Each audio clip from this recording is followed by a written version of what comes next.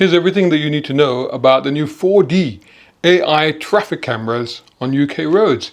Yep, you are being watched on our roads. Now this is not paranoia, this is policy.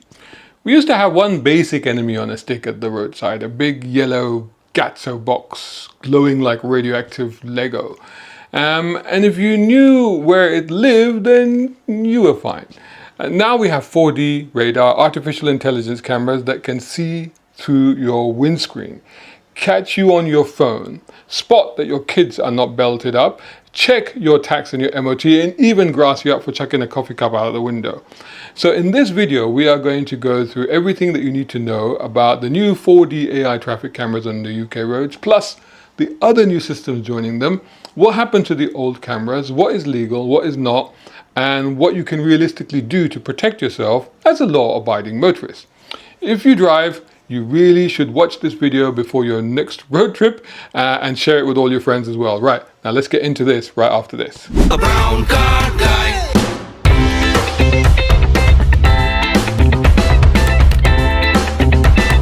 Brown car guy. You've probably seen the headlines about AI cameras in Lambeth, Devon and Cornwall, and in Manchester and in Scotland. You may have seen strange white boxes on sticks. You will have noticed the stealthy grey boxes on gantries. You might have seen trailers with masts that look like budget transformers. So what are they and what are they doing? The first thing you need to know is that AI is being used in traffic cameras, and if you've used AI, you know just how incredibly smart it's getting and how dangerous. So across the UK, several forces are now using AI-assisted systems. The two big names to note are Redspeed Sentio and the Acusensus Heads Up system. Both combine some form of radar and high-resolution imaging and machine learning to spot more than just speeds. The basic idea is this. Traditional cameras measured your speed, took a photo of your number plate, and that was it. The modern systems track your vehicle across multiple lanes using radar and then use clever imaging and software to work out what you're doing inside the car. Are you on your phone? Are you wearing your seatbelt? How many people are there on board? Is the vehicle actually legal on the road? The RSC and legal commentators describe the Redspeed Sentio as a 4D radar camera that can monitor up to 6 lanes at once and link directly to DVLA and police databases to check tax and insurance. Yep, it's an ANPR camera as well. And that's on top of obviously speed and driver behaviour offences. The Acusensus Heads Up system, originally from Australia, has been used in Devon and Cornwall on trials and long-term deployments as well. And it has detected thousands of seatbelt and mobile phone offences, with reports therefore of big reductions in those behaviours afterwards. So this is a big shift. Cameras that do not just clock speeds, but actually watch your behavior. That's what you're doing. The main players, what does each system do? Now, let us go through the main camera systems that you are likely to meet out in the wild, starting with the newest AI flavor, and then we'll work back towards the more familiar stuff, right?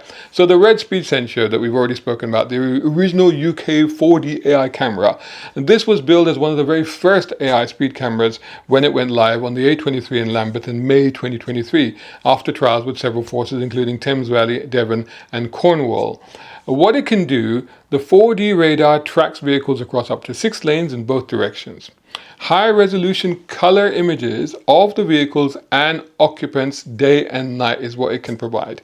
AI software flags potential offences such as overspeeding, mobile phone use, no seatbelt, overloaded occupants, maybe even suspected red light violations depending on the configuration.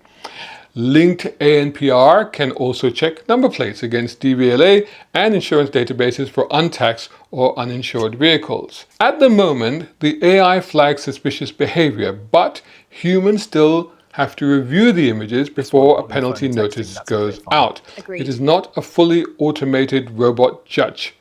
Not yet, anyway. These cameras are being deployed on busy A roads and urban sites where phone use and seatbelt offences tend to be higher. Next up, the Acusensus Heads Up system. This one has made a lot of news recently in Devon and in Cornwall and Greater Manchester. You will often see it as a trailer or a van with a tall mast and then a camera box at the top. It looks like a portable CCTV tower or something like that. So what does it do? It uses high-mounted cameras with infrared to see into cars from above, looking through windscreens and side windows. AI analyzes the images and flags drivers that are on their phones or that are unbelted, and even notices unrestrained children. Humans then review and then confirm whether an offence has taken place before the police will then issue fines or arrange driver courses if you're lucky. A 2-week trial in the early 2024 in Devon and Cornwall detected over 400 seatbelt offences and more than 160 mobile phone offences. Over the longer term, the system has passed the 10,000 offence mark, with reports of reductions of 80% in mobile phone use and over 80% in seatbelt offences at some sites. So once the scary camera is, I guess, actually changing driver behaviour and not just printing money. Then there is the Jenoptik VECTOR SR. This is something that I've spoken about in the previous video as well. This is sometimes spotted on slim grey poles rather than big yellow housings. This system has Home Office type approval as a spot speed camera and has been rolled out in parts of the UK and Scotland. What does it do? It enforces speed 24 hours a day without a visible flash. You often have no idea that you've been caught until you get the fine. It can cover multiple lanes in both directions using video-based detection and virtual grids in the software. Newer deployments and commenters suggest that it can also monitor inside the vehicle, similar to Sentio, to detect phones and seatbelt use, or not, so to speak. Although that depends on how the forces will actually configure it, so not all of them will be set up to do that. Think of the VECTOR SR as the grown-up digital successor to the old fixed cameras, with the option of behaviour monitoring on top if people want to set it up that way. So let's now come to HADECS, HADECS. If you've ever driven on a motorway, a smart motorway, you have probably passed under one of these HADECS cameras without even realizing it. HADECS actually stands for Highways Agency Digital Enforcement Camera System. The current widely used version is known as HADECS 3. These cameras sit on motorway gantries, often in grey boxes. They're not always yellow actually, which actually is not a legal requirement, it turns out. And they enforce the variable speed limits that you see above lanes. Oh yeah, what they do, they use radar and high resolution cameras to measure speed on one or more lanes. They automatically adjust to whatever speed is currently set on the gantry. For example, 50 miles per hour during congestion or bad weather. Yes, you do have to follow those temporary speeds because it will get you if you exceed them. Motorists often call these the stealth cameras because, like I said, they're small, they're grey, they're not always yellow, so they don't scream camera, from a distance, unlike the big yellow boxes. They are not AI in the same way that the Sentio or the Acusensus, but they are a key part of the modern enforcement ecosystem. Finally, a slightly different one, LitterCam. In the East Riding of Yorkshire, the council has launched a pilot scheme using an AI-assisted camera to catch drivers who throw litter out of the vehicles onto grass verges. The camera records the vehicle and detects when an object is thrown out. Evidence is then reviewed, and if confirmed, the registered keeper can receive a fine under local environmental regulations. That's from East Riding of Yorkshire, the council there. So although not directly related to driving, don't take it lightly, because councils set the fines and they can typically range from £100 to £150, with the national average being around £137. However, the maximum fixed penalty charge that a council can set with or without camera evidence for littering was increased in 2023, and the top limit is £500. Good news, guys, check out all of these amazing books from Veloci Publishing. You know what? I've got you 30% off exclusively on these and more. All you have to do is head over to veloci.co.uk, choose the book you want. In fact, here's the list. Screen grab this now. When you get to the checkout page, just enter the code BCG30 and instantly get 30% off these and more. So with all this futuristic cameras and stuff out there, what happened to the classic British camera, the good old Gatsos? I say good old, but if you've been caught by one, you won't say good old. Well, the short answer is it's still around. But it is no longer the only show in town. Basically, the first UK speed camera was a Gatsos on the M40 in 1991, and for years those big yellow boxes were everywhere. There's nearly 4,000 units at one point. However, Freedom of Information requests in recent years have shown that only about half of these fixed camera sites actually have working cameras inside. One analysis found that out of 1,092 fixed sites, only 523 had live units, with some counties running almost entirely on average speed or mobile enforcement cameras instead. Some housings are literally simply just left there as a deterrent. And others have been covered with not in use bags, especially in parts of Scotland where around a quarter of fixed cameras are now decommissioned. At the same time, don't forget we also have SPECS, SPECS, and other average speed camera systems as well, watching the long stretches on the motorway. Truvelos and other digital fixed cameras are replacing older wet film units. Mobile camera vans with laser guns and digital recorders, they also are out there. So Gatsos has not vanished, but it now sits in a much bigger camera toolbox, if you like. And the trend is clearly towards digital and towards AI, looking at multi-lanes, looking at, other things that you might be doing in the car which are not legal, so to speak. So before we talk about protecting yourself, it helps to know the stakes, what's at stake here. Typical penalties in the UK right now depend on circumstances, but they look a little bit like this. Speeding could be from £100 fine, fixed penalty, up to 3 points, to much higher fines linked to income and up to 6 points, or even a ban for serious cases. Mobile phone use while driving, that's a £200 fixed penalty and 6 points with higher fines possible, and new drivers could actually lose their license as well. Not wearing a seatbelt, that's a £500 fine plus points in some scenarios. With AI cameras able to catch multiple offences in one go, a single lapse could stack up into something very painful. Some analysis points out that a single incident of these cameras getting you on multiple charges, it could cost you over £800 in combined fines and court costs, plus maybe 9 to 12 points then and there. Goodbye license. So yeah, this is all worth taking quite seriously if you want to hold on to your license. Giveaway time, guys. Those incredible guys at Veloci Books sent me these books, and I've decided I'm going to give them away. All you have to do is head over to browncarguy.com, where you'll see a page there giving you an entry form to win these books. And all you have to tell me is which one you want and why you want it, and then I'll put you into a draw and maybe you'll get one of them. This is only for December 2025, so hurry up. Right, so here's the bit that you're probably most interested to get to. What can you do as a normal driver that is legal and sensible to avoid getting caught out? First of all, the boring answer is actually the correct one. Stick to the posted speed limits. Wear a seatbelt and make sure that your passengers are also wearing their seatbelts. Do not touch your phone while you're driving, even at traffic lights. AI cameras are really targeting the people who ignore those basics. If you are not one of them, then your risk drops massively. But there are tools that can help you stay aware and avoid accidental offences. These are things such as apps, for example, Waze, Google Maps, particularly Waze I like for this purpose, and there are the dedicated camera apps as well. The good news is that speed camera and navigation apps are legal in the UK as long as you use them hands-free, with the phone in the proper mount, and you do not touch it while you're driving. So Waze, Google Maps, and various speed camera alert apps use community reports and official data to warn you of fixed and average speed cameras, and increasingly they also add mobile and AI camera locations as well where they find out about them.